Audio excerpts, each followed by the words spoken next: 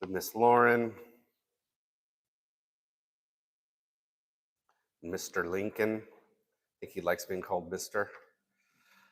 But children, you can head back. The rest of us, as we open to the book of Matthew, we're continuing. We're doing just a real short series on the Olivet Discourse, but I remind us as we look to the scriptures that the reason that we do this is so that we might respond more clearly and more passionately to the knowledge of God as revealed in His Word. And so, as you open your scriptures into the book of Matthew, we're going to pick up where we left off last week, but we're going to be looking at this theme from the Olivet Discourse of be watchful and be ready. Be watchful and be ready. We talked about be watchful last week, but I'm going to pick up and read just a little bit for us as we look to the scriptures. I'm not going to read, I read both chapters last week, but if you would with me, pick up in Matthew chapter 24 in verse number 45. It says, "Who then is the faithful and wise servant whom his master has set over his household? So give them their food at the proper time.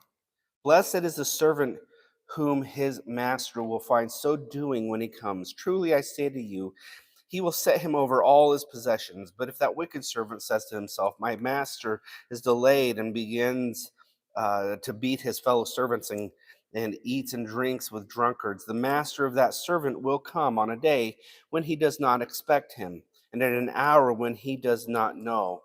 He will cut him in pieces and put him with the hypocrites in that place. There will be weeping and gnashing of teeth." In the parable of Matthew 25, the 10 virgins, it says, "Then the kingdom of heaven will be like 10 virgins who took their lamps and went to meet the bridegroom. 5 of them were foolish and 5 were wise. For when the foolish took their lamps, they took no oil with them, but the wise took flasks of oil with their lamps." It says the parable of the talents in verse 14, "For it will be like a man going on a journey who called his servants and entrusted them to his property. To the one he gave 5 talents, and to the other 2, to another one, to each according to his ability. Then he went away. He who had received the 5 talents went at once and traded with them, and he made 5 talents more. So also he who had the 2 talents made 2 talents more. But he who had received the 1 talent went and dug in the ground and hid his master's money." We're going to be looking at these 3 sections from Matthew 24 through Matthew 25, ending in verse 30 today, with this concept of be ready. Be ready. As we read these passages, as we looked at these 3 different pieces, it's going to be a very simple outline today. And matter of fact, it'll be shorter than normal for me, okay? But with this, we must have this I want us to leave with this perspective of where we're beginning right now. We've established that God and Jesus Christ has wanted us to be watchful. We don't know when He is coming. We don't know when that time will be. In Matthew 24, he indicates this in the discussion of the fig tree. When he's talking about the times, when he says from verse 32, "From the fig tree learned its lesson. As soon as its branches become tender and puts them out into leaves, you know that summer is near. Also, when you see all these things, you know that He is near at the very gates. Truly I say to you, this generation will not pass away until all these things take place. Heaven and earth will pass away, but my words will not pass away." But he then says, he says, my word will become true. But he then says in verse 36, "But concerning that day and hour, no one knows."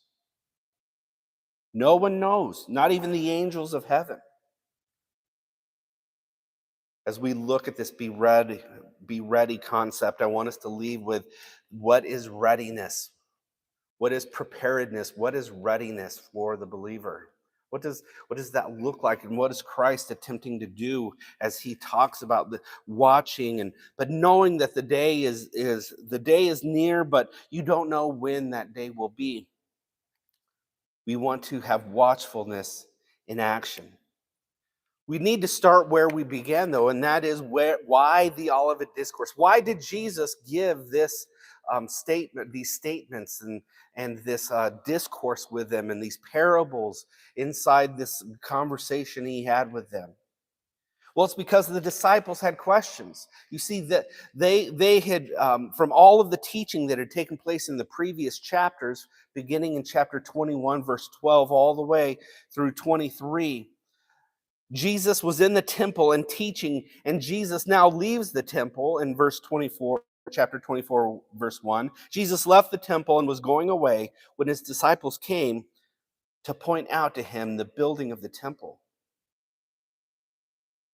You see these things, but he answered them, you see all these things. Do you not truly, I say to you, there will not be left there one stone upon another that will not be thrown down. And now they have even more questions, right? As he sat down at the Mount of Olives, his disciples came to him now in private and said, so tell us when these things will be. They were seeing the nature of they were seeing the destruction of the temple, the kingdom, and his coming as all together. As all, like, so when are these things going to take place? And so he tries to set that in order, and he talks about the signs. He talked about how we know that that last day hasn't come is because there will be wars and rumors of wars. That's been in my mind over this weekend, right?